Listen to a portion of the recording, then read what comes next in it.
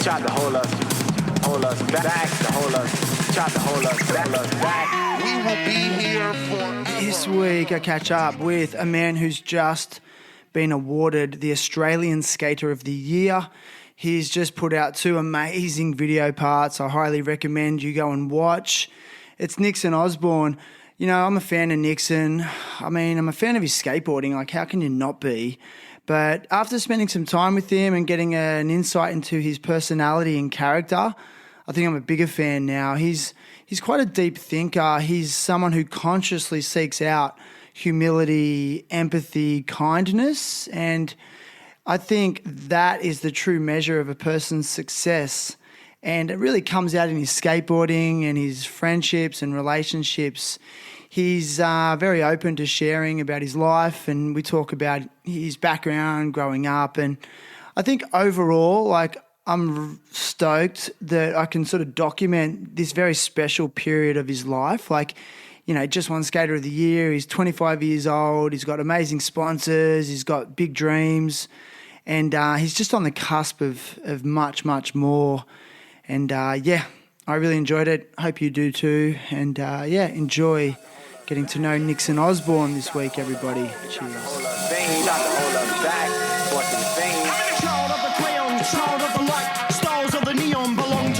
Destined to rock for eons, time doesn't exist. Shut those cataracts, capture the virtualist. Now, let's get back to what makes things seem forever, whether it's unseen, unheard, or 16 again. Not a bother. Nixen Osborne, welcome. Yo, what's up with it? Dude, so good to have you. No, thank you for having me. Mate, my pleasure. Listen, I'm going to get straight into it. Yeah. How does it sit with you when you hear the term SOTY? It's a pretty surreal feeling, to be honest. Like, not to sound cliche, but it's a pretty, like, monumental moment in my life and career, especially, like, coming from where I come from. And I don't know, it was like a pretty fucking crazy feeling. You know, it definitely meant a lot, you know. It's like one of those things where I always wanted to be a skater. You know, I loved skating, like, since I was a little kid. And, you know, to be crowned essentially the Australian Skater of the Year, it's a pretty dope feeling. Was it like a goal you subconsciously had, you think? Not necessarily. I don't think I ever, like, subconsciously ever thought that, like, I was gonna go for SOTY or like a SOTY, or anything in that regard. I kind of just, you know, it was always like, skating has just been one of those things where I just wanted to apply the effort, and if I'm rewarded in any way, then I'm like, then it's there with me, you know? Yes, sir. Yeah. Fucking love that. Yeah. Like, being celebrated like that, though, like, you seem comfortable with it. Yeah. Because I know for me, and I think it's really big in Australian culture, is that, like, well, you don't want to come across as a wanker because you're happy that you won something. Yeah. You don't have that? No. For me, I, like, feel the love and the support from everyone around me. You know, it's like one of those things where, like, my morals are to treat people how I want to be treated, and when people want to celebrate me, it's like an insane feeling. So I just embrace it. I try to embrace things as much as possible. And, like, when I was awarded the trophy or the award, it was an honor, you know? Like, I'm just like this guy just fucking cruising through life, just trying his best, and people recognize that, you know? You've had a pretty tumultuous 12 months in regards to injury. Yeah. So did it feel like it was a real contrast to the last sort of, you know, few months of your life? It definitely did. It psychologically, it was a hard thing to kind of, like, deal with and process. You know, things like a project that means a lot to you getting cut short it's the worst feeling ever, you know? But what I see from it is, like, I applied all the effort. Like, I literally, like, put in so much effort, and I really fucking wanted to, like, for people to see the hard work and the effort that I put into it. And, you know, unfortunately it came with 2 pretty crucial injuries. pretty big ones, and now I'm just on the road to like bounce back from it. Well, do you mind breaking it down? So what actually happened for those that don't know? Well, yeah, so the first injury, that was just a freak accident. I kind of just like hesitated. You know, I like filming these video parts. I put a lot of not like unhealthy pressure on myself, but I have a standard and I have an expectation with myself. So, you know, I really wanted to apply the effort. I wanted to fucking do crazy shit. Like, that's what I wanted to do. And so I was like skating this bump to rail. Like, it's a pretty scary rail to skate. I went to 5-0 it.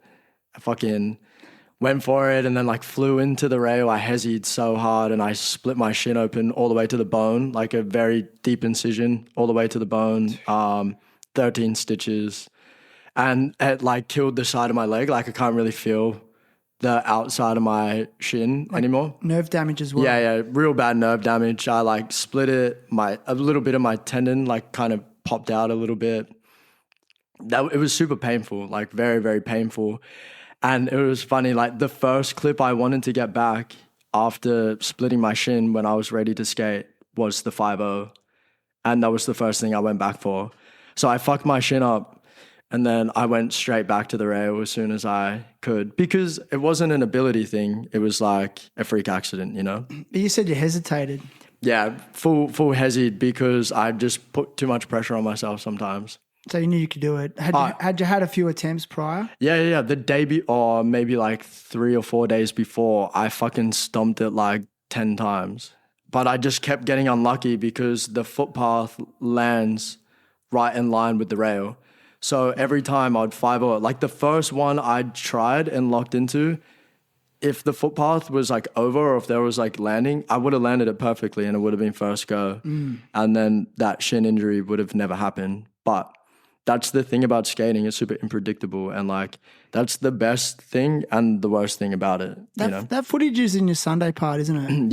Yeah. But it doesn't show like the graphic detail, but it shows the slam. Yeah, it shows the slam and a slight like 0.2 of a second of the actual cut itself. But visually, I don't think many people want to see that. Nah. I love slamming, like taking slams. But as soon as like I get cuts or anything in that regard, like I can't deal with it. I'm the same. Yeah, I fucking hate cuts. Like, broken bones. How do you deal with them? I've seen a couple like compound breaks before, but me personally, I've never I don't want to jinx myself, but I've never actually broken anything besides like my ribs and my ankle when I was like 14. But seeing other people break things is like, it definitely gives me that cringe kind of feeling because I don't want to see people in that type of way, you know? But the reality is it can happen anywhere, anytime. Exactly. You don't live in fear. Yeah. Like I actually seen yesterday a kid break his leg at the skate park. Yeah. And that was pretty unfortunate to see. Yeah, it is.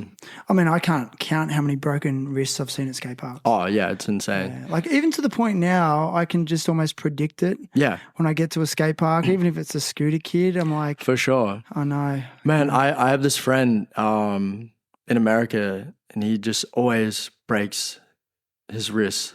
Like I've never seen such like a S-shaped wrist before. Like he's just always snapping it. It's insane. Yeah. Yeah. But I like what you said about like going straight back to the rail. Yeah.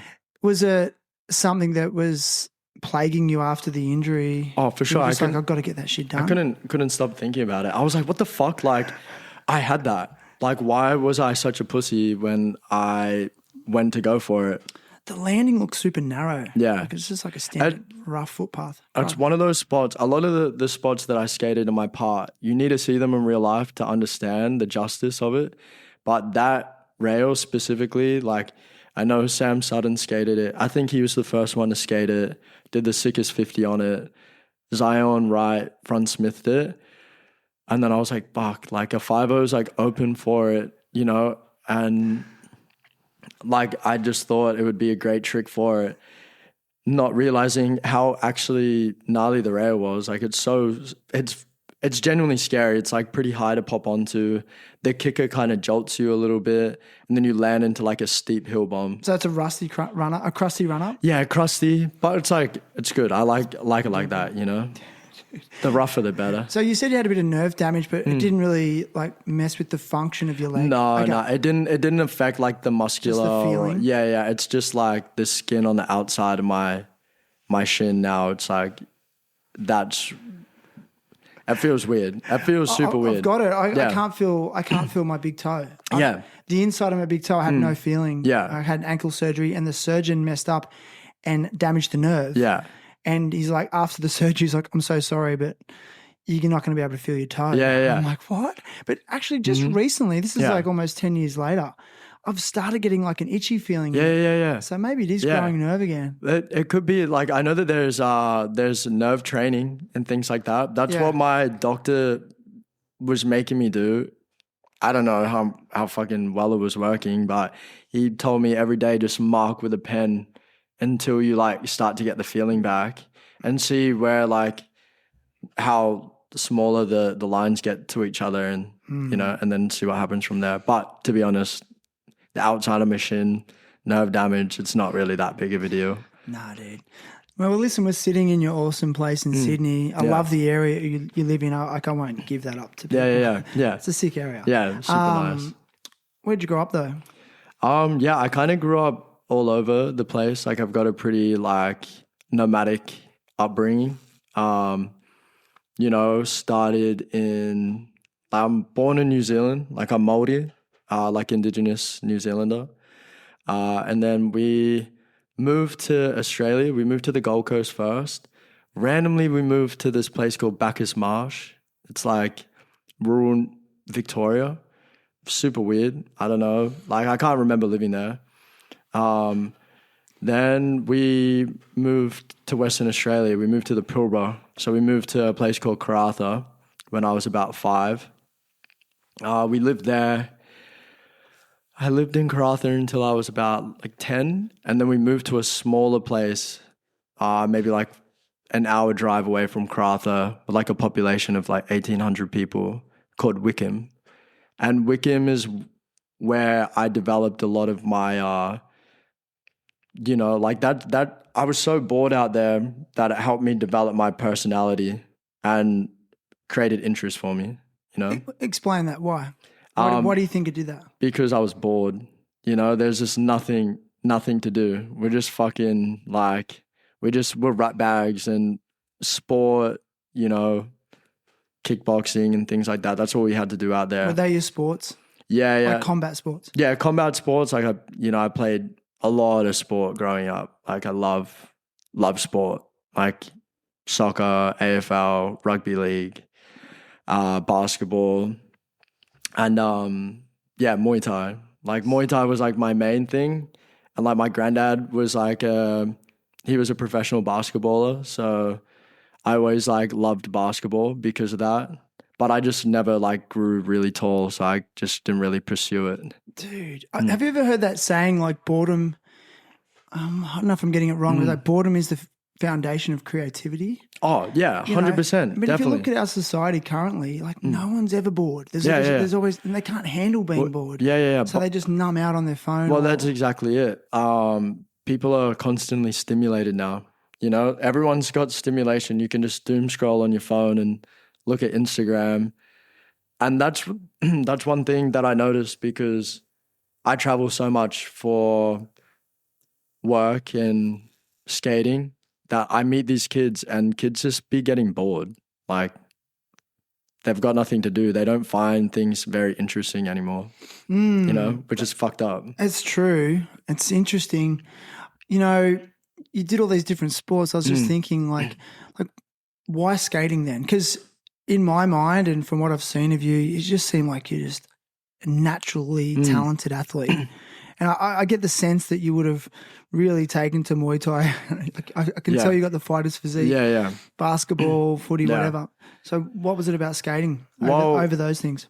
I like was really influenced by my stepdad to play other sport. You know, like he's a big boy. He's like 6'6", 120 kilos. Like he just never really had the coordination or physicality for sport. You know, obviously being big is an advantage in a lot of ball sport, but he just didn't have he was uncoordinated, and he's seen that like I was athletically equipped, and he wanted me to pursue something like AFL. He's a massive AFL supporter. He's like, come on, man, like WA. yeah, like you my first season of footy, like I was running amok, you know, like, and it's like low key, like I'm a bit of a tryhard with everything. Like I'm going to apply the effort, and I just wanted to get good at it. So I think when it came to like playing sport, I didn't know my dad's side of the family until I was like 10 or 11. I never realized that they were all professional athletes. And then that's where I realized that I was capable, but skating to me always had like the best look, the coolest people, the most open-minded type shit, like just cool, you know, like music's great and the style's great. Everything's great, you know. You get to travel all around the world. You get to meet people all around the world. No one in America knows what AFL is. No one knows what rugby league is. Everyone knows what skating is. Yeah. You know, then you meet these stubborn like footy players that don't know that skating's like footy as in rugby league. Well, yeah, just like any type of footy, you know, like AFL, rugby league, like they don't. Well, actually, no, I don't want to speak for everyone in footy, but like a lot of them don't know that like skating is huge and definitely, you know, hell yeah, it is. Whereas it's funny because like rugby league, like don't get me wrong, I've grown up in rugby league. Yeah. My father was a fanatical, you know, ex-player supporter. Yeah. But really, like, it's only popular on the east coast of Australia. Oh, 100%. Like, you know? Yeah. In the whole scale of the world. Whereas I think skateboarding is way more universal. Oh, for sure. But I just love sport. Like, I love everything. Like, I love footy, love rugby, love AFL, love basketball. Even tennis, I'll be fucking with tennis. I don't know what's going on, but it's sick. Like, not pickleball though. Yeah. None of that pickleball. Yeah, fuck that. Unless you're at the beach on a hot day, we ain't playing no pickleball. I'm not criticizing. I just think it's funny how much that shit's blown up. It's blown up. Ping pong, low key lit. Ping pong's rad. I didn't realize it's like one of the highest played sports in the world. It's insane. Dude, apparently like same with badminton. Yeah. Oh, like, bro, badminton's it's up lit. there in the top 10 of all played sports in the world, but it's because it's so big in, you know. So one thing that I've realized from traveling and meeting people and like and kind of seeing people's perception on sport, the reason why all these sports are super popular is because they're relatable, you know? Like, it's so relatable to kick a ball. It's so relatable to hit a ball. It's not relatable to jump down a 25-stair handrail or fly in the air, you know? BMXing, motocross, skateboarding, that shit is unrelatable. Not many people, like, the first thing that someone says to me when I'm skating a handrail in the streets, that's just a bypasser. They're like, oh, don't kill yourself. Don't break your leg. I was like, you're saying that because you don't understand, like, you can't relate to it. You think it's dangerous. Like, obviously it's dangerous, but you don't know that it's possible because you can't relate to it. You're like, what the fuck is this guy doing? You know? But I think too, for me, growing up, the sports that I felt were unrelatable were the ones that I just couldn't afford to do. Oh, for sure. You know, like if I knew someone that was into motocross, I'm like, that's rad, but there's just no way I could ever do that. Oh, for sure. You know? I couldn't afford it. My parents couldn't buy me a motorbike. I couldn't get to the dirt bike track. Yeah. Same with like wakeboarding and snowboarding. Oh, for sure. It's just, whereas skateboarding, it's like, like the barrier to entry was lower. 100%. That's why like you go to the hoods, low socioeconomic areas, and you have kids with skateboards, even a scooter too, like, you know, like, I feel like scootering can be a gateway to like becoming a skater eventually. For sure. But it's affordable and accessible, you know? A skate park's free to go to as well. It is. Like, you love traveling, hey? Yeah, I love traveling. Do you think that desire to travel was born from the fact that you moved around a lot as a young person? I definitely did. I felt comfortable being uncomfortable. You know, like I really, really like interacting with strangers. Like I feel like I'm not very shy. Like I like to chat with people and, you know, have yarns with them.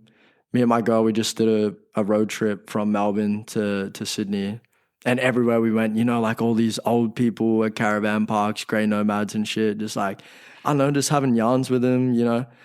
And it's just, I feel like traveling it's a part of my soul, you know. Like I'm straight up a nomad.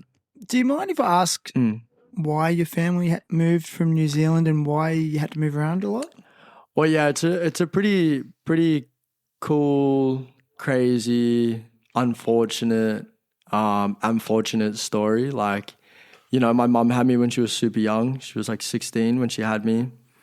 I come from like a pretty big gang family, so like outlaw motorcycle family. And that lifestyle there's an abundance of gang shit in New Zealand. Just real crazy stuff. My pop, like my grandfather, he kind of was just like, well, to be honest, I haven't really spoken to him about it before, but from what I can assume is like a family member from a rival gang, you know, they were in a feud. One of my uncles like got killed, and then they were all like, fuck, we'll move to Australia, have a better opportunity, you know, raise the family the right way. And then my pop got a job in the mines, and we moved to Western Australia, you know. So we're bouncing a bit in Australia, like all over the place. But then we like got settled in the Pilbara in WA. Sick. Yeah. Interesting. Yeah. Different. Super crazy. Like, if you had to reflect on your childhood in general, like, is your overriding feeling fond memories? Or Yeah, well, my childhood was like, I loved playing sport and loved being outside. All the issues that were going on in home, like in the house. To be honest, I had so many distractions. I didn't realize what was like going on. Like, there you go. you know, I know that like I've known from a young age, you know, when you have like a bunch of fucking people with face tattoos and are massive and jacked around you since you're a little tiny kid, you kind of get desensitized, you know. I'm not realizing that like my uncle is a fucking heavy gang member, you know. I'm just like, oh, that's uncle who looks after me, you know. If I get picked on at school, then like my pop or my uncle or my dad will beat your dad up, you know. Not that I was thinking like that, but that was the reality of it. You didn't feel called to that way of life? No, definitely not. And that's common, really. It definitely is. And I have cousins in my family that chose that life, you know, like they've gone down that pathway. I know so many guys my age that I grew up with and family that went down that pathway. And I know why they did. Camaraderie and like neglect, you know, and they kind of find like a unity with each other, camaraderie. It's just like being a skater. Unfortunately, they're just doing hectic shit. Yeah. You know? But they found a place they fit in. Exactly, yeah. And that's probably what's driving it in the first place. 100%. Yeah. Well, that's exactly it. They're fitting in, you know? They've found their thing, you know? Yeah. And skating did that for you? Skating did that for me for sure, but... Like more than team sports and stuff? Well, I feel like I can find friends wherever I go. Like skating was like always sick, and like I love skating, but that wasn't what like. It's definitely what helped me mentally, but I was just like such a kid. Like I just wanted to do everything. Dude. I wanted to fucking run around and too much energy. Yeah, too much energy. Like I was a naughty kid too. Like I was like doing fucking. I come from like a small ass town. We were doing funny shit. Like what were you like at school? Just at school, my teachers loved me. I was like definitely a little like I was a charming kid, but I fucking was did no schoolwork as a prick. No, I was actually really good at school though. Like I had good grades, arguably. arguably. When you applied yourself. When I apply myself, yeah. Like I'm super switched on and like I apply the effort all the time, you know. But it's more so like I was just too busy having a good time, hanging out with my mates. You know, I would be flirting with my teachers and like, you know, if I got in trouble. Flirting with your teacher. Yeah. You know, like, oh miss, don't worry about that. Like, Is that because you started puberty early? yeah, probably. But I just like I grew up around a lot of women too, so I just like and just kind of knew how to not make them feel uncomfortable, but Communicate with them. yeah, communicate well. And then because all of my friends, you know, like from like being 9 years old, being around skaters all the time that are a lot older than me, and I was a fast progressing little kid, you know, when you get praised by older people and you know, it makes your little ego go up. You're like, hell yeah, like I've got 30-year-olds like gassing me up. And then I go to school and then my teachers are trying to tell me off. I'm like, bro, my friends are older than you and they think I'm cool. Like, you know, you're treating me like a little kid. Yeah. And that was my problem at school. So I was doing a lot of apologizing a lot of the time because I would be naughty, you know, I'd be a good kid. They'll be like, okay, now you got to lock in. You got to do shit now. Like you're being a little smart ass. And I'm like, yeah, whatever, like whatever. And then I could tell that I have a lot of empathy. I can tell that they were upset and then I would apologize. So that's what I was about to ask you. So you were conscious enough to know when you did the wrong thing. Yeah. You know, I think that's pretty socio-emotionally, that's actually higher order intelligence. I don't know if you're aware of that. Because people who can't distinguish, especially young people who can't distinguish between right or wrong. Yeah. That's a common one. Yeah. Well, that's a thing. Like, I've always been pretty in touch and aware of like my actions and like the way I am, I guess. And does that weigh on you though? Like, because I know I've been described as an empathetic person too. I think I have that, but it can be like a double-edged sword because I do. Do you find you start to carry sometimes people's feelings too much, and then that has a negative effect on your own mental health? 100%. Okay. I'm like a big thinker. Like I be thinking all the time. But that works for you sometimes too. Yeah, for sure. But sometimes like mind over matter. Like I sometimes just be having too much empathy, and it can be a negative thing sometimes. And I do think a lot about things. Are you starting to learn how to manage that? Yeah. I've been like really like big on like psychology and like things like that, and really like I feel like trying to like be thoughtful and just kind of be in touch. Emotional intelligence like can take you a very long way, you know. 100%. How old were you when you realised Lee Ralph was your uncle? Well, we lived with Lee in the Gold Coast when I was like maybe like 5. Okay. Yeah, because my mum and Lee are like very, very close. So he's on your mum's side. Yeah. So my uncle Lee and my nana, so my mum's mum, they're cousins. Okay. But because we're Māori, we're black, so we just like, you know, if you're a relation and you're 10 years plus older than me, I just call you uncle. Yeah, of course. Like, I'm not going to be like, oh yeah, he's my like great uncle. Gotcha. You know? Yeah. Kind of sounds weird. Are you like surprised how many like older crew trip on that? Oh, for sure. It's the best feeling ever. Like, Lee Ralph has such a legacy. Hell yeah. And the reason why he has such a legacy is because he shared moments with people and gave a lot of people the time, you know? Like, everyone that I talk to about Lee, they're like, fuck bro, he's got the best stories. He like did blah, blah, blah. And I'm like, you know, it goes to show that like he was passionate, you know? He had passion and he treated people the way that they want to be treated and the way that he wanted to be treated, I guess. Like, I've never seen it in the flesh, like, but I can just imagine, you know? I always had this image of him as being this like hard partying, like punk skateboarder. Yeah. But then I interviewed John Bogarts, who's an old Australian pro skater, and he said Gregor Rankin and Lee Ralph came to Newcastle, and he assumed that they were there to party. Yeah. And he said it was like they just skated so much, and then at night it was about making cups of tea and just playing the guitar, no drinking, no drugs, like full clean living. Yeah. I know it wasn't John, it was Scott Spring told me that. Yeah. And I'm like, all right. And it's amazing. And I guess that actually really highlights why he was so good at For skating. sure, yeah. I think also as well, because like a lot of Māoris, when we like the Waitangi and things like that,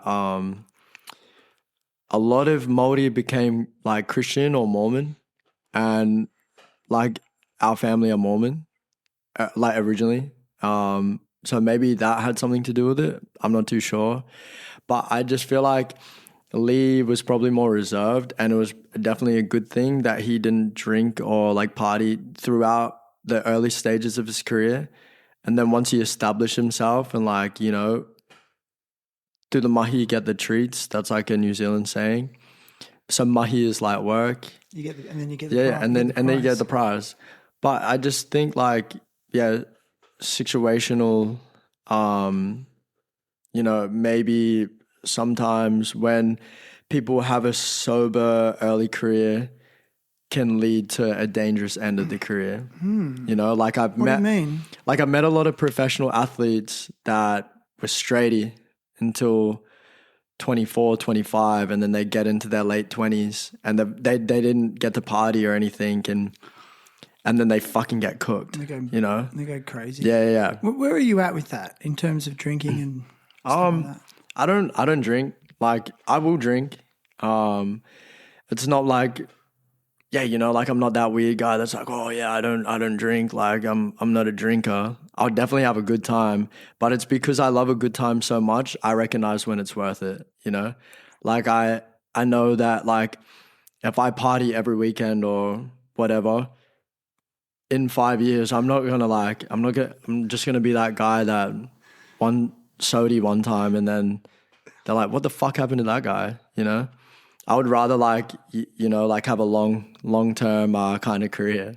So yeah, I don't drink. I'm a little bit of a stoner. Like I smoke a little bit, barely, but you know, I'm just all about trying to stay on my like health type shit. And then one day when I feel like I deserve it, you know, might let the hair down a little bit.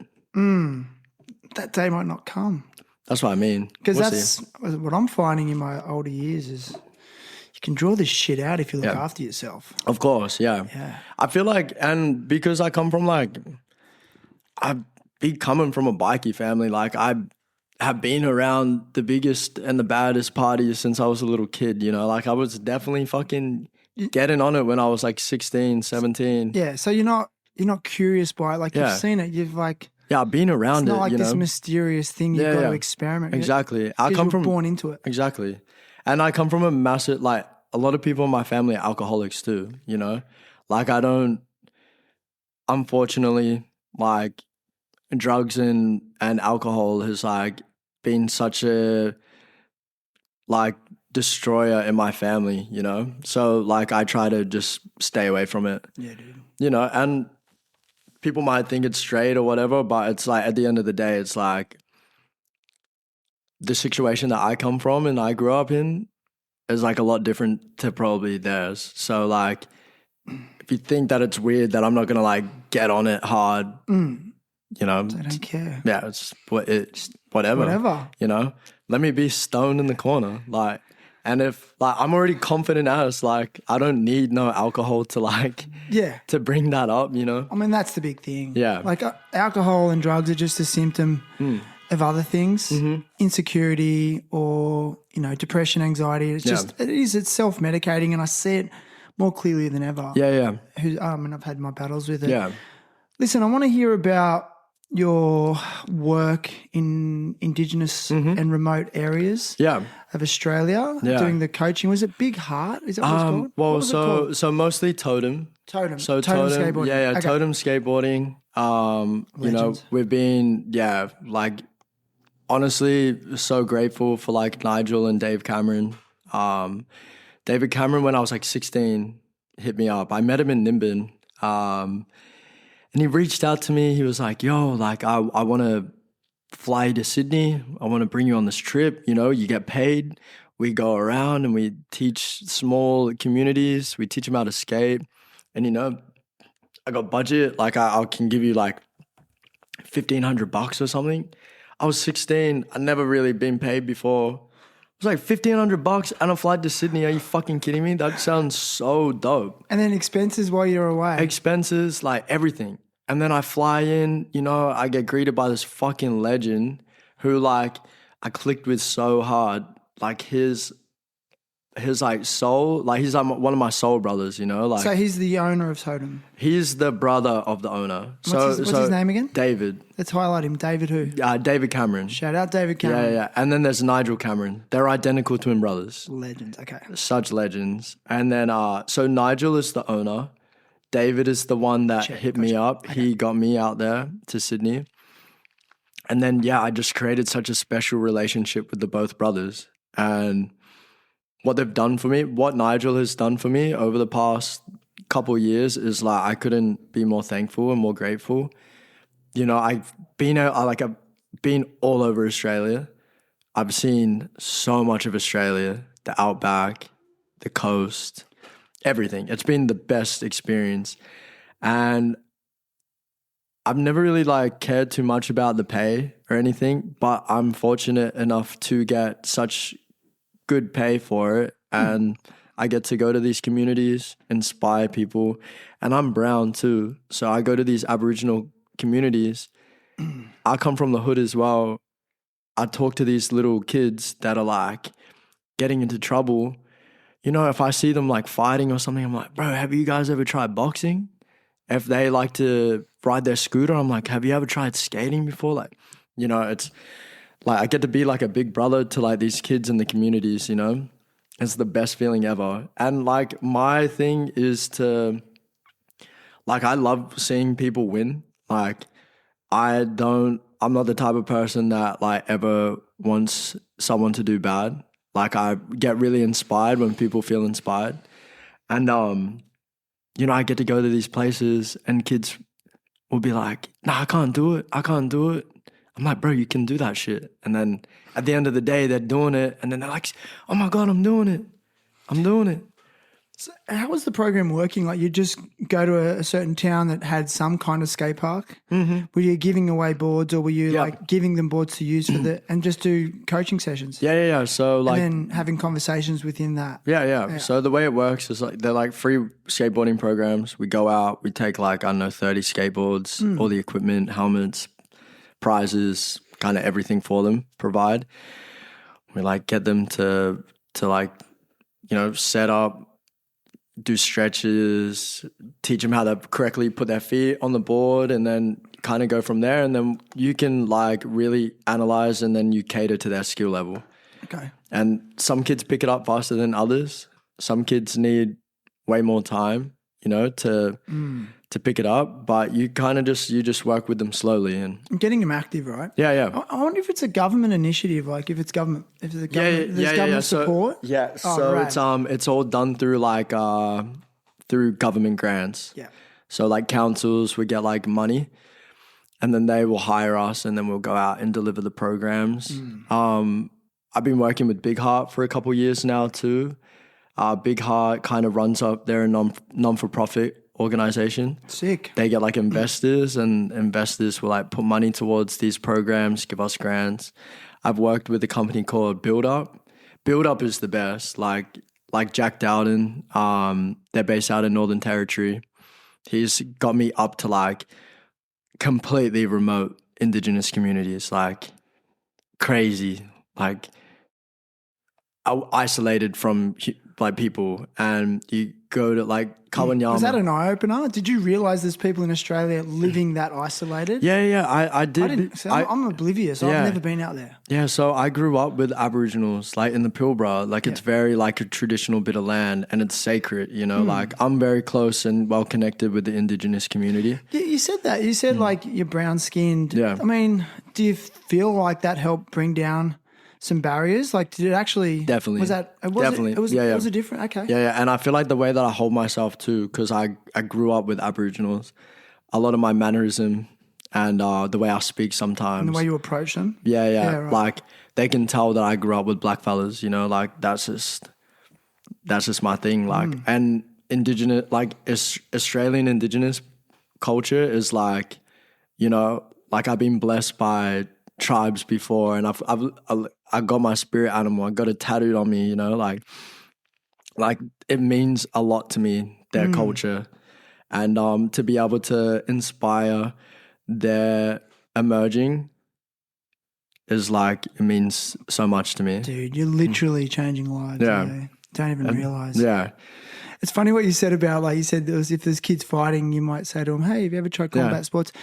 I know like combat sports has been a high interest area for you, but don't you reckon like it is such a good way to level out egos? Oh, 100%. And I just think every human needs to do or spar at least one round in their life 100%. because you will learn so much about yourself. Oh, definitely. And especially if you're like a volatile young man, you do one round and then it'll change their whole, I've seen it change perspectives. Like they realize like how many skills they don't have. Yeah. They realize like how long they can actually last in a fight situation. Yeah. Whereas prior to that, they'll go and king hit someone, you know, and then change the course of their life. I know, it's insane. I just think they need to do it. I believe so as well. I was working in an indigenous community, like I don't know how long ago, maybe like 5 years ago. And like I feel bad for this community, but you know, alcohol and drugs are heavily influenced in this one specifically. And you know, I'm doing a skateboarding program at the skate park, obviously. And you know, these two boys come down, and it's such a scene. It's so sad to see though, because they're like sniffing petrol and they're fried. They're literally fried. And you know, one of the boys that I was teaching, he was a big boy too. He's like, yeah, nah, these guys, like, they come down here all the time, cause trouble. And then the two kids come up to him and they like start having a punch on, like full punch on. I'm there, I'm like, well, man, I gotta break this up. So like, but the boy that I was teaching, he was just just a natural athlete, like just slipping, ducking and weaving and boop, boop, boop, like just smoking these two kids. And I'm like, yo, like, have you ever thought about boxing? Like, have you actually considered it? I'm pretty sure the kid now is like a Golden Glove boxer. No way. You know, because I was like, yo, bro, like you should actually become a boxer.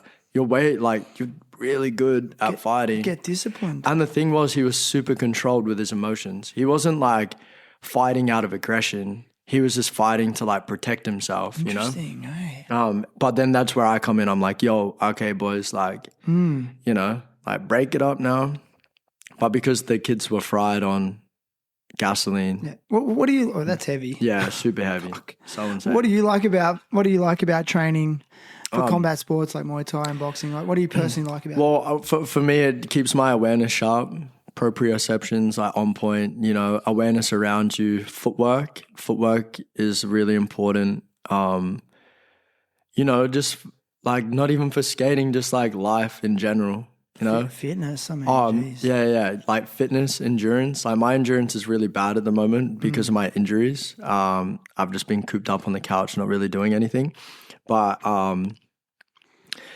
yeah, that shit is really, it just helps you so much with endurance. Hell yeah. The best fighters as well, or like the best athletes are the ones with the gas tank, you know? Yeah. Like you can be a Conor McGregor type striker, amazing. But if you don't have endurance, like... Yeah, I remember my coach used to say, lack of fitness breeds cowards. Mm-hmm. So he's like, you know, you don't have the fitness and you're in the ring, like... Once the gas tank's empty, you immediately become a coward. Oh, fuck yeah. 100%. It's like, good call. Yeah. You see it all the time. Like, not that I condone street fights, but you like see it with people in a street fight. Someone gets puffed out, and then that's when you see their true weakness. Next thing you know, they're cowering and they're covering up and they're curling into a ball. Yeah. And then they're like, no. Yeah, it doesn't matter like how good you think you are. Oh, bro, you don't have insane. the fitness to back it. And that's personally, I'm with you on that one. Yeah. Like, for me, it's really helped with emotional regulation. Yeah. it's like an outlet, but also like hard training. Afterwards, like you're so like almost euphoric and tired. Yeah. You don't have the energy to be angry. Oh man. You know, you're just like, okay, I'm chill. It's almost like being stoned. Yeah. I swear, if you like were to ask any kid that I grew up with, they would say that I was like the chillest guy. Yeah. They would be like, yeah, bro, he was chill. You know? And like if someone tried fighting me in school, I'd be like, bro, like respectfully, I'll actually fuck you up. Like I'm not even being cocky, but it's just like that was the reality of it. Yeah. And you know, like I love it as a sport. You know, like I love combat sports. Like Yeah. And if you have a good coach, they'd be advising you to never get involved in any sort of street fighting outside the ring. 100%, And that's the yeah. irony. Like that's why it's good for these people that are prone to that. 100%. Like, do it in the ring. Yeah. That's actually what I used to do at school. When there would be like beef at school, I'd like be like, okay guys, boxing gloves, I'm gonna bring them, and we're gonna go up onto the oval, and if you have beef, we'll sort it. I'll ref it like that. It was funny as fuck. Like, you know, rather than just like, I don't know, kids getting stomped on or like just like dirty type shit. Like, It's gross. yeah, it's super bad. Listen, I want to go back. Like you've put out 2 video parts almost back to back. Yeah. Just for those that aren't aware, like one was for Sunday Hardware. Yeah. And the other one was for Indie. Yeah, independent trucks, yeah. correct? Yeah. I mean, and for those that haven't seen those parts, I highly recommend you go and watch them because I mean, it's just full of hammers. Yeah. You know, and then you've had the injury amongst that as well.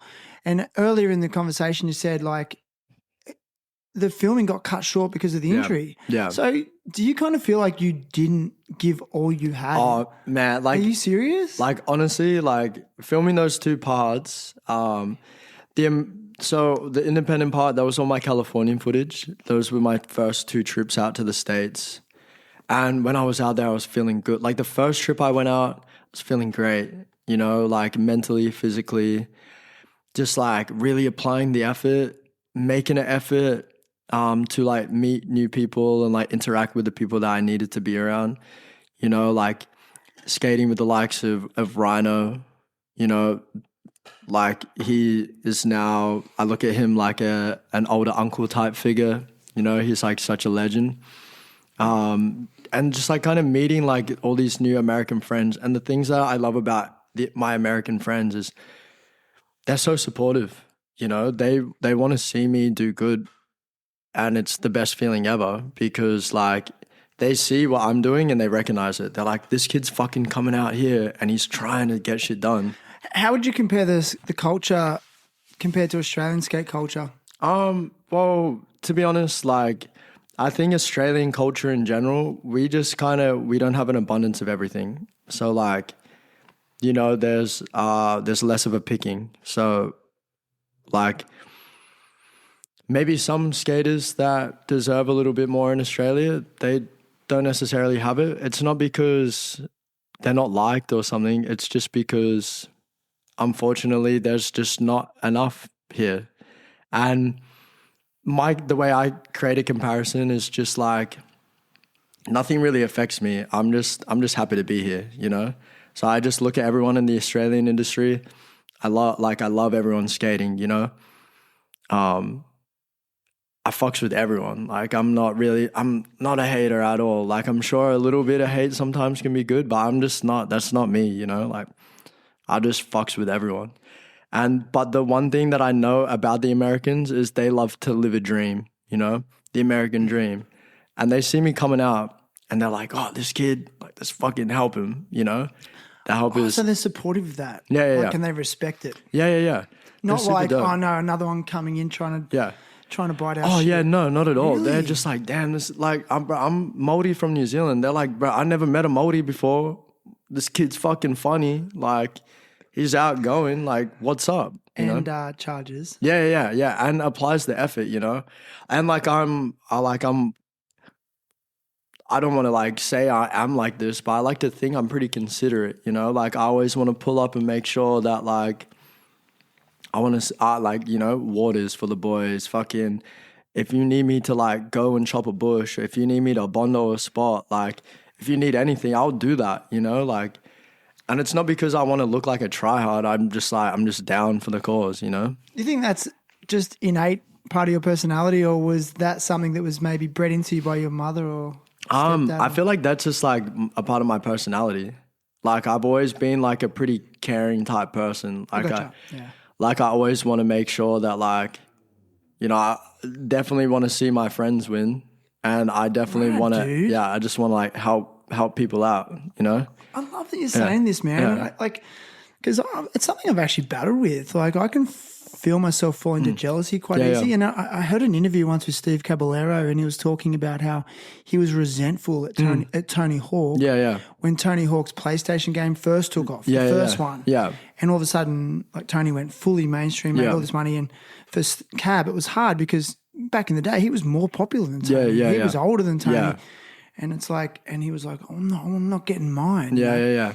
See He said, sorry to cut you off, but he said, I in the end, I realized like it's so important to celebrate the success of others. Oh, for sure, yeah. You know, because then who's going to celebrate you when it's your turn? Exactly. And everyone will get their turn if your heart's in the right place. 100%. I got goosebumps thinking about that because it just was like, it flicked the switch in my head. Yeah. This was years ago. Yeah. So he actually said he apologized to Tony. Yeah. See, it's just some people just process their emotions differently. I'm not a jealous person at all. Like I don't get jealous of anything or anyone. You know, like I want to like all I want is just like unity with everything. You know, like I just want to see people do good because like I feel like I'm doing good. I want people to feel the same feeling that I'm feeling. You know, I'm not trying to gatekeep that feeling. I want everyone to like be successful, you know? Yeah, dude. But not everyone can be. And that's the crazy thing about life. But okay, I'm going to challenge you a little bit. Like, do you think you'd still have this perspective if things weren't going your way as they are now? I don't think so. Because even when shit has been down, I've always wanted to be up. So like, even when I've been in the worst, like mentally, like the worst mental spot I've ever been in, I've never ever wanted anyone to feel what I felt, you know? Like I just want, you know, like there's toxic positivity, you know, and that's something that I don't like. Interesting. Like, well, give me an example of toxic positivity. Like toxic positivity is like gassing someone up for something that's not that significant. And then that then gives them a delusional sense. Yeah. Okay, gotcha. Like let's say for example, and like, you know, like I don't want to be a fucking prick when I'm saying this, but like if you just started playing guitar and just start singing and you're playing it and you sound like shit and then everyone's around you being like, oh my God, that was amazing. That was so sick. And you're like, wait, no, you need a lot more practice. That's toxic positivity, you know, because you're creating a delusion for someone. Good call. Yeah. Tough love. Hey, there's something to be said for it. Yeah. But I think it's sometimes like challenging to do that to people, especially if you love them. For sure. And so the easy route is just to go, oh yeah, you're great. Yeah. You know, that's why like your mum's a good example of that. Like, you know, most of our mums just think that we're the best and we can't. Yeah. They are delusional. Yeah, of course. So you need a balance. I feel like if you asked any of my friends, like they know for sure I'm like one of the most supportive friends, but I'm the one that gives them a humble reality check. I'm like, bro, that was whack. Like, you know, like I can't think of any examples off the top of my head, but I'm like the type of friend that will like, I'm harsh. As much as I am positive and like supportive, like I will be harsh too. Like if I see my friend like stepping out of line and I don't think his decisions are like, or their decisions are good, I'll let them know. But how do you deliver it? It depends on who it is. Okay. You know, if it's like my best mate, like Ethan, like Blunt's my best mate, like if he's doing some dumb shit that I don't really fucks with, I'm like, yo, that's a fucking waste of time. Like, what the fuck are you doing? Gotcha. And I'll say it exactly like that. And then he'll be like, and then I'm like, yeah, exactly. You, the fact that you've hesitated to like give me an answer goes to show that probably isn't the best, like, you know, and that's just an example, like, but I do it with a lot of my friends, you know? Fair enough. Hey, I want to go back to the state stuff. Like, Yeah. first question is like, just tell me, like, what's it like shooting with Rhino? I mean, the guy's got so many years of experience. Like, what's his demeanor like when he's, you might be battling a trick. Yeah. Like, what's the conversation like? Give us an insight. Rhino and I click so hard. Like, he's just like, he's dead set, the uncle. And I don't know, it's just like such a great dynamic. Is like, he psyching you up when you need it? he knows that I'm in control. Like, he'll be like, yo, like, you got this. Yeah, you okay. fucking got that, bro. Like, and then like after I do it, we'll be like talking about sport or something. Gotcha. You know, like we just like clicked so well. And he like when Rhino's there and like my homie Vindog and like when they're filming and shooting the photo, I just feel calm. I'm like, yeah, fuck yeah, I got this shit. I got Rhino and Vindog here. Like, I got nothing to worry about. How would you compare it to, say, filming with George? Oh, George is one of my all-time favorites. Why? Because George is such a calm person that lives for skating. He's so calm. Like, I really thrive when people around me are calm because I'm so fucking full on. Like I'm like a ball of energy, you know. Like I'm like, fucking want to jump on shit, do backflips, and like fucking, I don't know, just do random shit, talk a lot. I don't know, probably annoying as fuck.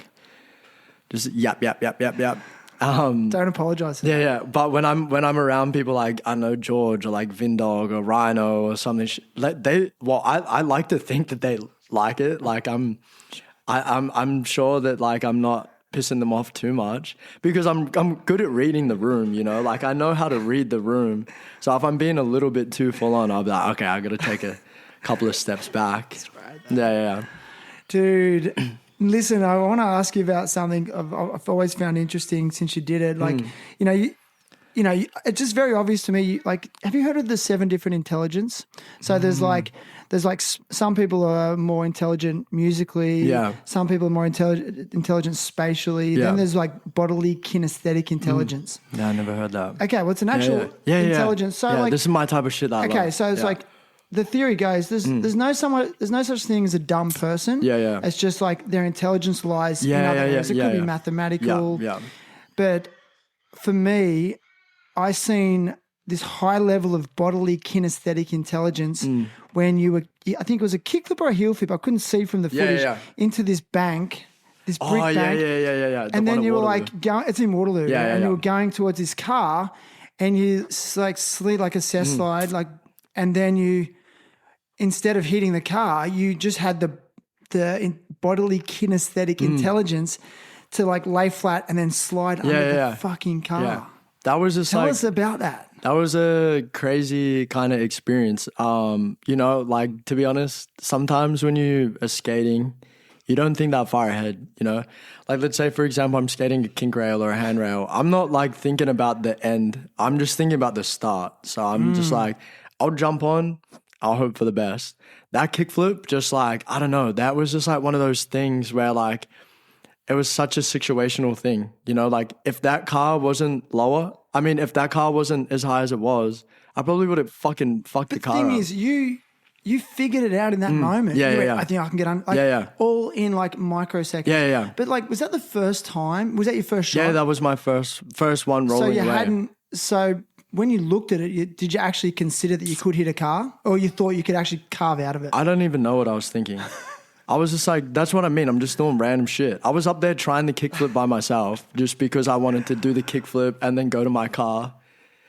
I didn't like, but the boys were like, wait, do you want me to film that? I was like, oh, yeah, actually, I guess that would be pretty sick. Like, yeah, maybe we should film it. And then it just worked out perfectly. And like, it's funny because I've been asked by people, they're like, what were you thinking in that moment? I was like, to be honest, I wasn't thinking, I was feeling. I was just straight up feeling. That's what I mean. That's intelligence. Yeah. Like that, just the fact that subconscious took over. Yeah. And like your body assessed the situation in microseconds. Yeah, for sure. Yeah. And I almost thought it was fake. The first time I seen bro. it. People think like AI's been doing some crazy shit. People be asking me a bunch of shit if my skating is being AI, which is kind of a compliment. I'm like, it's kind of weird, but yeah, maybe I don't know. But no, in moments like that, like not to sound like, I don't know, not to sound away, but like time does slow down, you know? Like you be like when you're feeling something so much in a moment, like time be slowing down. Flow state. Yeah, flow state. Do you feel that often? I've felt it a few times, you know, like it's cool, like the visual perception. Like when when the people were celebrating SOTY for me in Brizzy, Paddington? yeah, Paddington, when everyone was running down to me, like not to sound like weird, but like everything literally slowed down. Like it was crazy. And like, I was like, look, because in that moment, I was looking at everyone and I had to look at everyone really fastly. So like my time slowed down and I'm just like looking around. I'm like, what the fuck? This is crazy. This is insane. And it's happened a few times, like skating big rails and things like that. Like, or just even taking slams. Like sometimes you take a slam and like I can see like the time will slow down and I can see where to put my foot before I need to put my foot down, you know? But sometimes when you have that type of confidence, it can lead to even worse situation. Overconfident. Yeah. Did you have that feeling when you did the kink rail at Belco? Yeah, when I did the rail at Balco, I don't know, that was an insane feeling. I didn't think it was actually possible. I thought I was gonna go too fast, and like I didn't know that it was gonna work out the way it did, to be honest. What do you mean?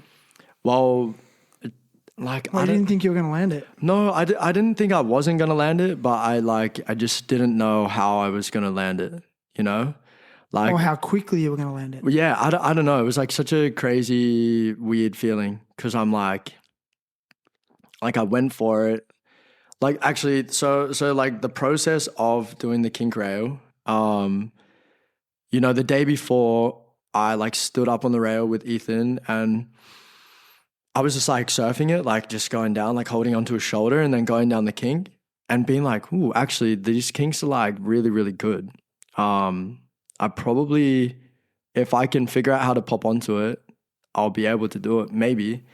One of my strong points in my skating is my athleticism. I can jump really high. So when it comes to skating kink rails, for me, I'm not speaking for every single kink rail skater, but like you want to go slow so you land right on top of the rail and your knees are like kind of like closer to your chest. You're bringing them up to your chest. Yeah. As opposed to moving your chest up. Yeah, gotcha. Because when you're crouched on a kink rail, your body is like, well, my body is more able to take the kinks. So when I was going for the rail, like I wasn't sure if like it was actually possible because the rail's really hard to pop onto. I had to go really slow, and I was popping off. Like it went from bricks to like this small section of concrete with like this massive crack. So I was like, because you're going that slow, I wasn't sure if when I was going to pop, if my board was going to come with me. So I had to think about that. And then the first one I went for, I just got right on top. And I was like, oh, what the fuck? That was pretty like calm. Like I can do this. I didn't realize it was going to only take like 4 or 5 goes. I thought it was like going to be a humble battle, but it ended up working out. And I had the GOAT, like fucking Michael Burnett shot it. And like Michael Burnett has like been such a legend with my skating. Like he's really like, I don't know why, but he's just like been helping me out so much, like giving me a Thrasher interview, giving me a Lunatic Fringe, you know, like I feel the support. And interesting. Having someone like him shoot it and like in front of all these people, they're like, oh shit, this kid is potentially capable. Well, that's what I wanted to lead into. Like, do you feel like, I mean, I hate the word career. Yeah. I guess in terms of your profile, do you think it was like a pivotal moment? For sure. I feel like it was something that I needed to do. Do you think everyone, like you were on more people's radar after that? Yeah, I think so. Yeah. Like, I really think that when I did it, it went to show like my approach to my skating. And it was definitely something I needed to do for myself, not for anyone else, just myself. And I just wanted to display that, like, yeah, my capability and what I can do. And like just blocking out the noise, you know? Yeah, I mean, it was an intense situation. Yeah. Jim Fowley, one of the organisers of Belko, who's been part of it since almost the very start. Yeah. He regards that moment as his greatest Belko moment in the history of the actual event. Which is such an honor. I know, right? Like, it's genuinely an honor. And like the coolest feeling and the coolest thing to hear is like over the past couple of years since doing it, well, like the past year and a half, 2 years, I've had people come up to me and be like, bro, that literally gave me goosebumps. And I'm like, holy fuck, that's crazy. Like, it's the most insane thing to hear, because I'm like, I didn't realize that it was going to be so impactful to people. You know, people coming up to, bro, fuck, got goosebumps, man. That shit was crazy. Like, I'm like, holy fuck, that's so sick to hear. Dude, well, he said that he'd been looking at that rail for 20 years. Yeah. And then he thought, let's put a bouncy on it. And he said he DM'd like Gabbers, Rob Pace, you, and someone else, some rail chomper. Yeah. You know, but he said like you were just the one that really sort of went after it. Like, what were you initially driven by? Was it just like, hey, I think I can do this, I want to push my own personal boundaries? Or was there an element of competition in you? Well, I was competing with myself for sure, but my best friend, Ethan, he was like, bro, I think you can do it. Hell yeah. You know, he's been there with all my battles before, and he was like, bro, I genuinely think you can do it, but he's like, I don't think you can do it. I think you need to do it. Sick. And, you know, like I had like my best mate supporting me, and him just being like, bro, you can do it. Like, you're fucking crazy. Like, you can do it if you want to. You just have to try, I guess. And like, you know, like I'm pretty spiritual, like, not to get into too much of that, but like, you know, I'd be recognizing numbers and stuff all the time. And just leading up to that week, like, I was just seeing all these good signs, and I was like, bro, I just got to fucking ride the wave, I reckon. Yeah, and it's Belko. It's open for everyone. Yeah. Like, that's the beauty of Belko, is like, you don't have to necessarily be invited. It was like last year, the guy in the footy shorts. Yeah, just exactly. Footy happened guy. to be in Belko, had no money because he was riding his bike around Yeah. Australia. Oh, yeah, that kid. Yeah, and then fucking just Luca. like front board slid Yeah, I know. that 12 Yeah. step, like Yeah. second shot. It's insane. You know, and became, and that's the beauty of Belko. So everyone was there for everyone. Bro, of course. It's the best shit too. Like, it's just raw skating, you know? Dude, it's hot, eh? It's so hot. Man, I'm like, Are you all right? yeah, I'm feeling great. Do you want to wrap it up soon? No, I'm loving this. Look, I've got a few more things I want to ask you. Yeah, bro, 'cause yeah. I love this, man. Yeah, man, it's Seriously, a great dude. conversation. Yeah, like, great skater, great talker. Yeah, thank you. Yeah. Had a lot of practice in this yapping type Have shit. you? Yeah, nah, I haven't really. You've done a bit of media now. Yeah, I've done You know, a little like bit. Thrasher interviews, Yeah. Slam interviews. Yeah. Like, I mean, since winning SOTY, have you had people coming at you for more media? Not necessarily, but like, I feel like there might be opportunities that lead from winning. We'll see. Like, it's just been one of those things where like, I feel like it's still setting in for me, and I still haven't really like tried to push too much out of it, because I'm just like not too ready yet. Like, I'm still waiting for my body and my mind to like be a bit sharper. Dude, you're so much more switched on than me when I was 25. Fuck. I was a mess. But the thing is, I'm so inspired by a lot of mentors around me. And, some you know, good ones, eh? Yeah. But like, I'm a very like, as much as I like to talk and, you know, all that stuff, I really observe and I really take in information off other people. Yeah. I try. Like, you're almost like, you're coachable. Yeah. Yeah. Yeah, for sure. Yeah. So I guess, like, you know, like legends like, you know, Rhino, George Burnett. Yeah.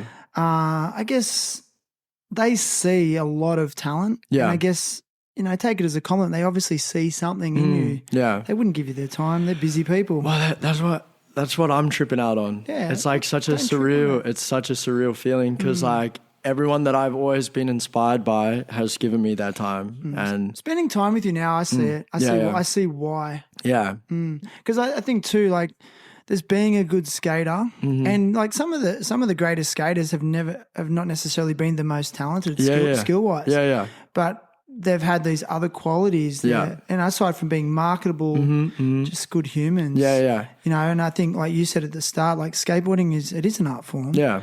And Well, yeah, I'm just like grateful that like I've been blessed with good people around me. You know, obviously like fortunate enough to have like somewhat in a humble way like good genetics from an athletic family. yeah, dude. And then the morals from like my mom and things like that, they've really like helped me. And like even my stepdad, you know, just teaching me about respect from a young age and just kind of like, you know, like respect is like a massive thing in my life. Like I'm all about showing people respect, and if it's not reciprocated, then you can get fucked. Like I'm not like gonna fuck with you, but a lot of the time, if you show the respect, you will get the respect back. And I try to just treat people how I want to be treated as well. That's a common saying. Yeah. And I've said it my whole life. Yeah. And it's only recently I realised that saying is directly from the Bible. Yeah, true. I didn't even know that. I had no idea. I just be saying it because it feels good. Well, yeah, and it does make a lot of sense. Oh, for sure. Yeah. I just think if more of the world did that, the world would be a better place. Like treating people how you want to be treated, like treated with compassion, kindness, respect. Yeah.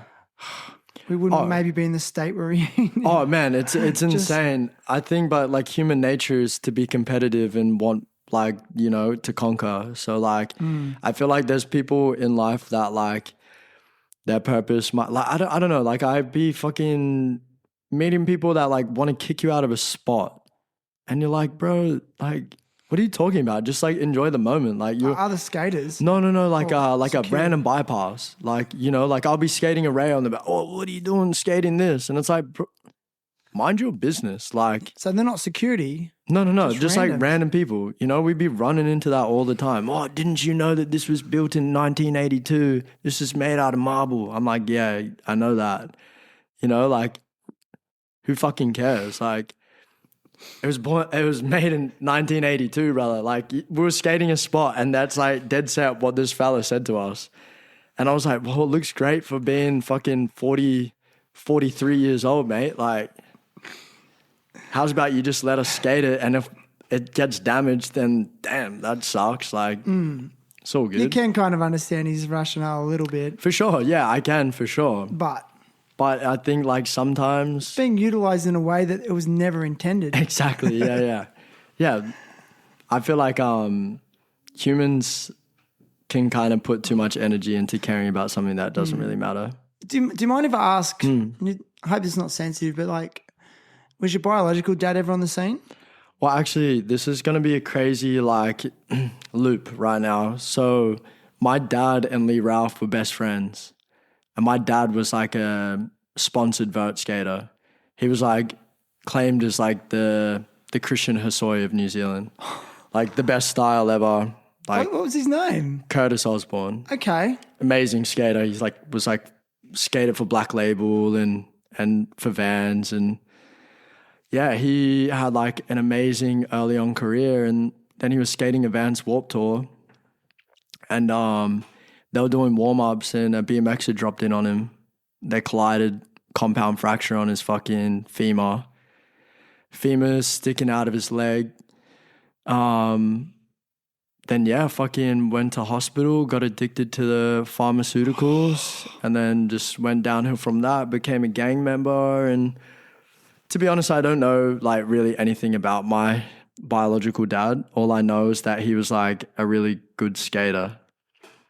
And yeah, super random, but so this is actually funny. This is a cool story. When I was younger, I think maybe like one of my first tricks I learned was a hand plant. Like I knew how to hand plant from like, I know, like 9 or 10. And we had this photo of, I thought it was me. I thought it was me growing up, this kid doing a hand plant. And I think I got to like 12 or something.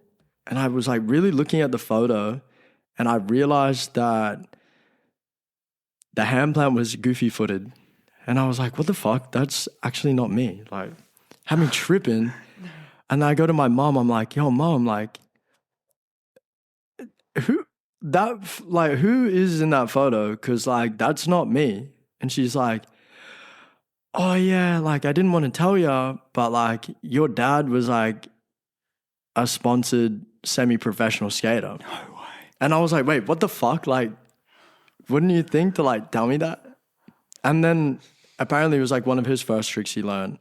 And me and my dad have, like, an identical hand plant, like, invert. No way. Yeah. Like, looking at his footage is insane. Like, he had the most, like, stalled out Smith vert ever. Like, he was so good. And unfortunately, because of his background with the injury and drugs and things like that, gang-related stuff, jail, blah, blah, blah, I've never had the chance or connection with him. Never spoken to him. I don't know what he looks like. I know we look alike. I know I look like his son, but that's all I really know about him.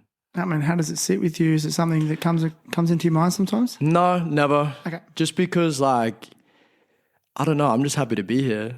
Nothing really, like, I've never really been, like, too sad about it, you know? Like it's out of your hands. Yeah, it's out of my hands. I know that, like, like, I'm a pretty, like, aware person. Like, unfortunately, his situation led to instability, and he wasn't in the position to, like, look after or have a kid, you know?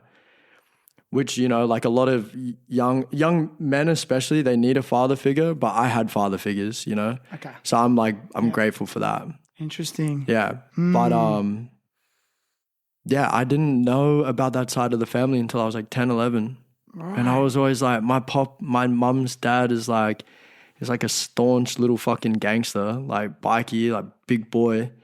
And I was always like, Dad, you could never jump. You were never athletic. And then I met my dad's side of the family. I was like, oh, okay, it makes sense. It makes sense. I get it now. But yeah, never heard or met Curtis before. Okay. No, thanks for sharing that. No, it's all good. It's delicate. Yeah. And I 100% know that there's other people out there who would have a very similar experience. Yeah, so of course. I really believe that when someone does share something like that, it helps other people feel less isolated in their situation. Oh, and for know sure. They're not alone in a similar circumstance. But you don't seem affected by it. So nah, not really. Yeah. It's cool, like, because I do see, like, some of my friends with a really close relationship with their dad. And I'm like, damn, that's fucking sick. Like, I know, I'm the same. I see that too and go, oh, I wish I had that. Yeah, for sure. Yeah. But then I look at it, I'm like, well, at least when I become a dad one day, I'll be able to, you know, be even better, you know? Can't wait for that shit, like, you know. Well, do you think kids are in your story one day? For sure. Dude, hell yeah. I'm an islander, bro. We'd definitely be cooking some shit up.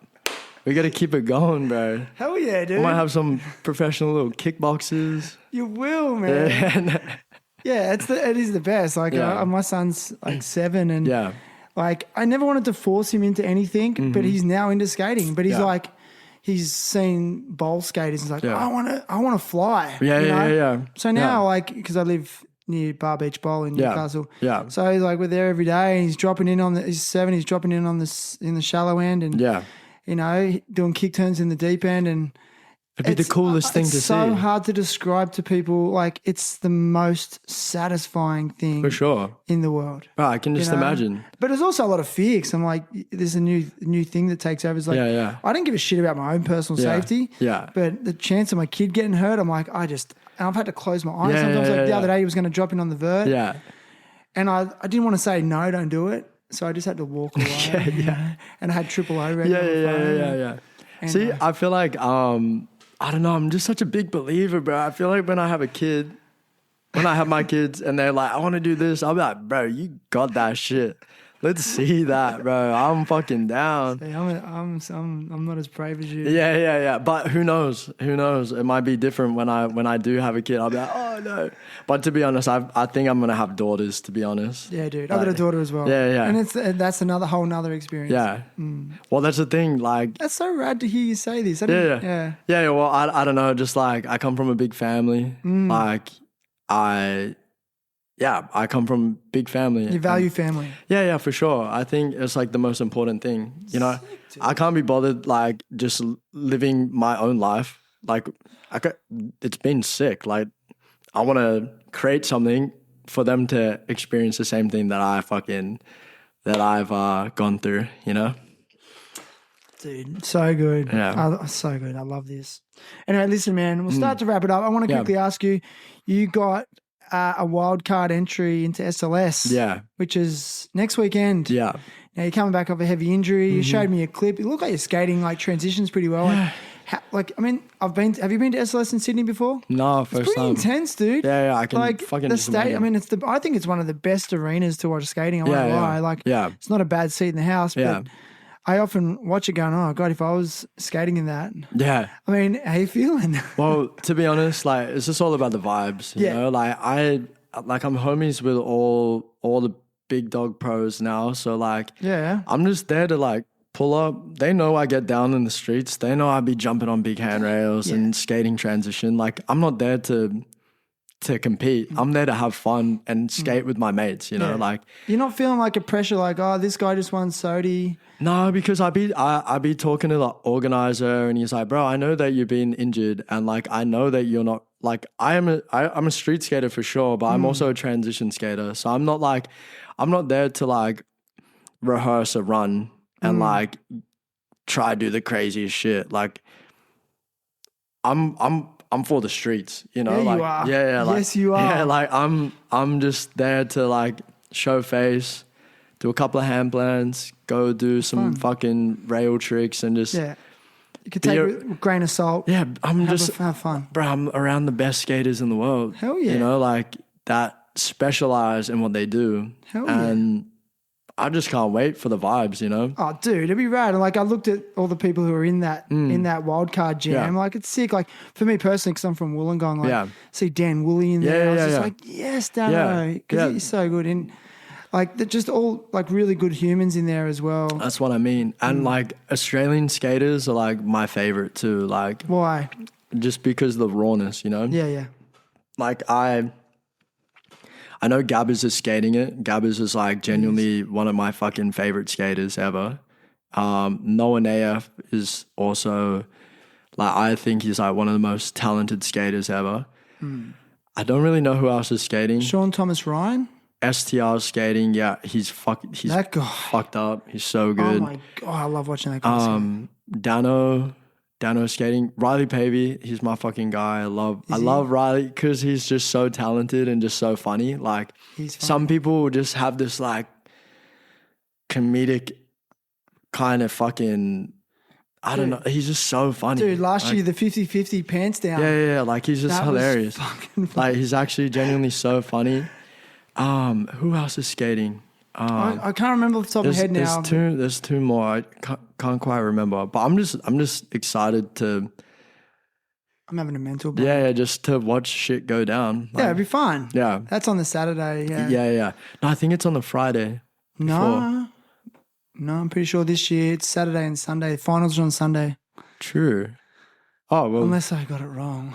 I don't know. But then I get to like, you don't even know the day. Yeah. I get to meet like all the people that that run SLS, which is going to be a complete honor.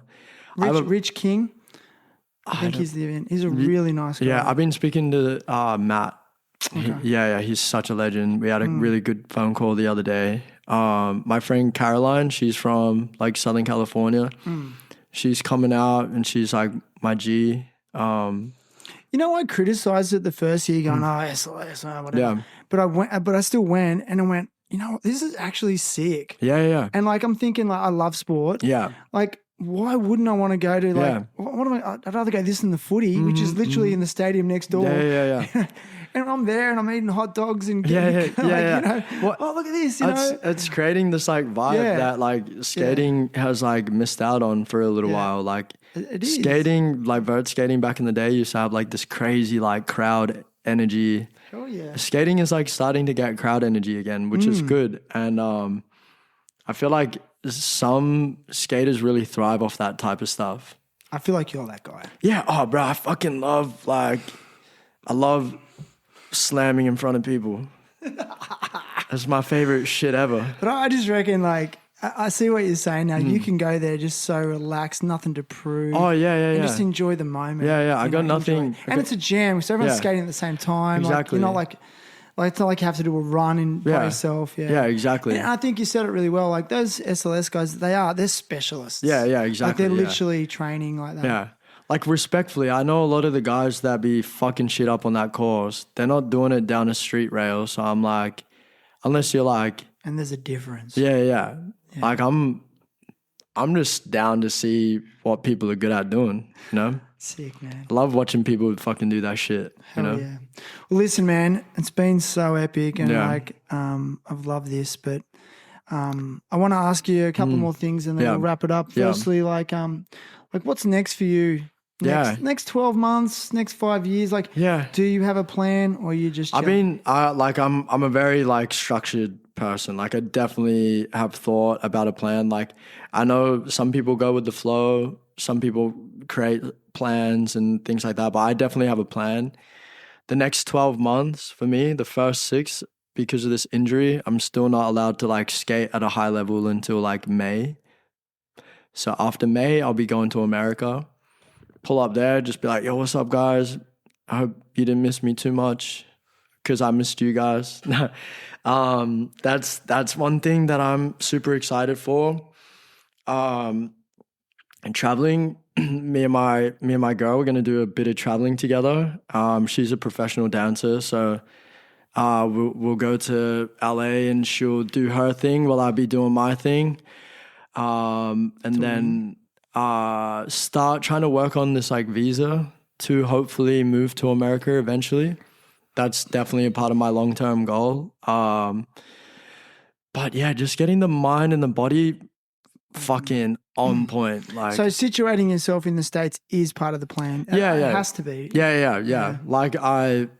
It's just a goal, and like, I don't know, I just think it would be such a cool experience to, you know, be like, yo, I like did the jump, I did it, even if it's only for a year, 2 years, like at least I did it and I gave it a go and I had fucking fun and I'm around all these fucking sick, special people, and then come back home and then I just continue to ride the wave, you know, like, but right now, moving there this year or like trying to get the visa process like in the next year it definitely is on my cards, but I think unfortunately due to the world right now, it might be put off for a little bit, which is fine. Yeah. But, you know. Have you had these conversations with your sponsors? Yeah, well, like I feel like after winning like SOTY, like that conversation is going to be the next conversation, you know. Kind of just let them know my plan. Right now, mentally, I've been like a little bit slack on communicating. Only because like I'm focused on myself right now. Yeah. And I just want to make sure that before I let all my sponsors know my big fucking plans and aspirations, like I have a structure and I know what I'm going to do first. And then once I have my structured plan, then I can approach them and be like, yo, I'm going to do this, this, and this. Nice. Because if I come at them and go, oh yeah, like maybe, like I might, like. Dude, you'd be like, that's a dream for them. I'm sure they're always dealing with new, like younger riders. Like, I don't know what I want to do. Yeah, exactly. They must love you for that. Yeah. So I just need to make sure that like, I come at them with a solid idea and plan. Dude, it's on. The future looks bright. Bro, I'm feeling good about shit. Like I feel great. Like, bro, my mental health, like with like where my body's at right now, like, you know, just rolling with the boys. Strong. Yeah, bro, I'm feeling good. Like, And Let's shadow box after this. oh, bro, I'm fucking keen, bro. Yeah, bro. Oh, man. I just can't wait to move and like use my body the way that I use it normally. Yeah, you know, I've been so limited. Oh man, I mean the mental health aspect of injuries goes untalked about a lot, but For sure. especially for someone like you with so much energy and just Yeah. to be like bed bound, couch bound while everyone's ripping. Fuck, that must have been hard for you. It was kind of sad. Like, I don't want to go too much into it now, Yeah. but like because you have talked, you've been Yeah. very open. But like, Yeah. how were you managing those dark days of injury? Well, I'm lucky. Like, I do come from a big music background. So you're playing music. So I just had heaps of music around me. Got you. Yeah, I was just jamming, playing guitar, recording, like, you know, just all personal stuff like that I would like keep to myself. But yeah, I'd just be that's what saved me. But I'm genuinely surprised that I didn't like go into more of a freak out. Like my mind, like I just had such good people around me. And I had all this footage banked up and like all this shit that like I had nothing to worry about. Hell yeah. Yeah. So I'm stoked. So you knew you were sitting on some good stuff. And Yeah. That would have been super like encouraging to know. Because I guess if you didn't have that and you were like, you know, it happened at the start of filming. Yeah. Oh, you would have been like so Oh, frustrated. bro. But Fucking. look at you, like you're Yeah. sitting on it and then, I don't know. And then like it still was so- cool to be able to like come up with a plan as well. You know? yeah. Like, Like maybe it's like the universe's way of giving you time to plan. bro, it has been. It's think given. so? It's allowed the rest of my body to heal minor injuries. I've like, not to get into it like too deeply right now, but my fucking hands, I couldn't handstand for so long. I can handstand for ages now because all the nerves have come back into my hands. I've got Nice. strength, you know, like I can like move freely now. Like I'm like fucking twisting and turning, can jump high again, you know, like everything's fucking getting back to like the end of my indie part. I'm going to just say this real quick. The end of my indie part, bro, I had a fucking broken knee. I didn't even know. What do you mean broken knee? Bro, my patella ripped I had an avulsion fracture on my tibia. Yeah. My patella ripped my tibia, and I was skating with a fractured knee for like 6 months. I'm not just dealing with the pain. Yeah. I was just like, oh, it's just tendonitis. Oh, shit hurts. And then when I split my shin, they x-rayed my leg to see if I broke my leg. They're like, yo, like, can you walk? I was walking around. They're like, is your knee sore? I was like, it's always sore, but like not that bad. And they're like, that's so weird because like this x-ray has shown that you've like had a long-term fracture and like it's still fractured. Are you good? I was like, yeah, I feel fine. And they're like, you're a fucking weirdo. I had like all the orthopedics in there just being like, You push through that. yeah. But I just thought I had like a fucking swollen knee. Like I remember how I did it too. I was skating this rail. It's in my Sunday part. I did heel flip up, front lip down the rail. One of the goes before my back foot slipped off. I kneed the floor so hard. And then I got up. I was like, my knee's fucked, but I need this clip. And then I got it done with the fractured knee.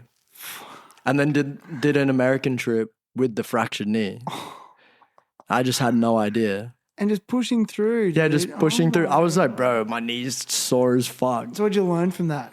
That I'm a Listen to your weirdo. body more? Yeah, definitely listen to my body for sure. But just I can't believe like what I can endure. Like, That's what I mean. Like the human body can endure a lot, eh? yeah, bro, it's insane.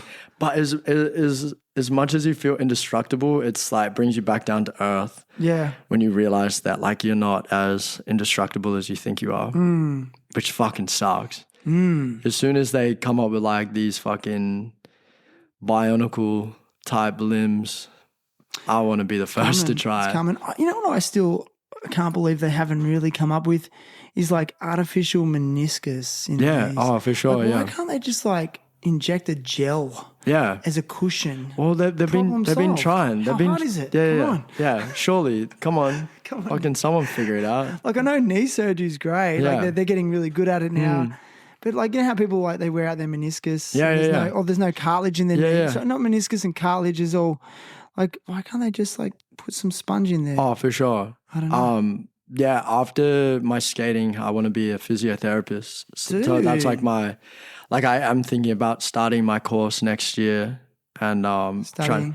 and starting to, you know, my journey to become a physio, and I want to be a knee and ankle specialist, and hopefully can work with someone that can that's smart enough to create this fucking gel. Do you reckon like skating effectively teaches you to become a healer of your body? For sure, yeah. Because you are always managing Yeah, things. yeah, yeah. So then you do develop, you get educated. Yeah, That's yeah. actually that's what Bob Burnquist said recently. He said like, that's why he's actually started like a health company now Yeah. called, I think it's Farmer Leaf Yeah. or whatever. But it's like, just because he has all this accumulated knowledge Yeah. from like years of rehabbing Yeah, injuries yeah.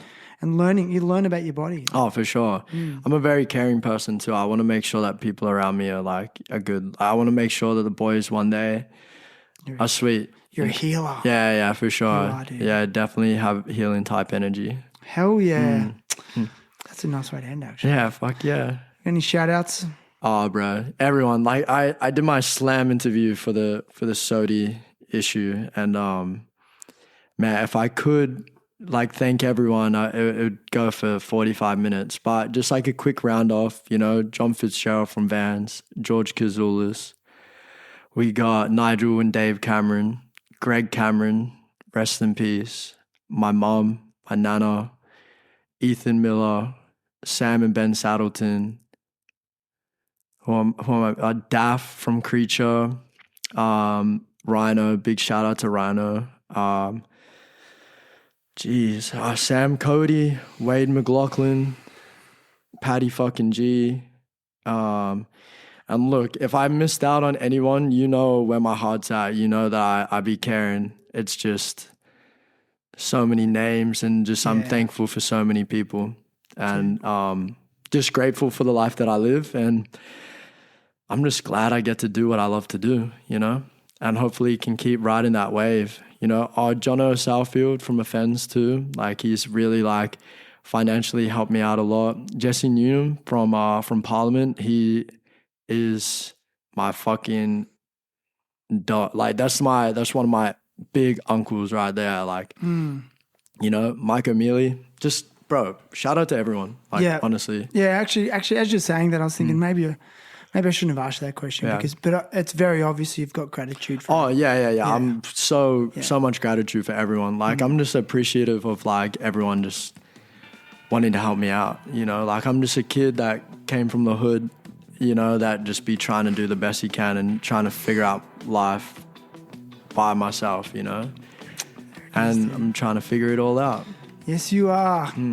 And that's Nixen Osborne, everyone. Fuck yeah. Slam Magazine, Australian Skater of the Year. Yeah. Thanks, Nixen. Thank you so much, Shan. Appreciate it. Fuck yeah. Guys, I'm like, I don't know if you're cement, dog.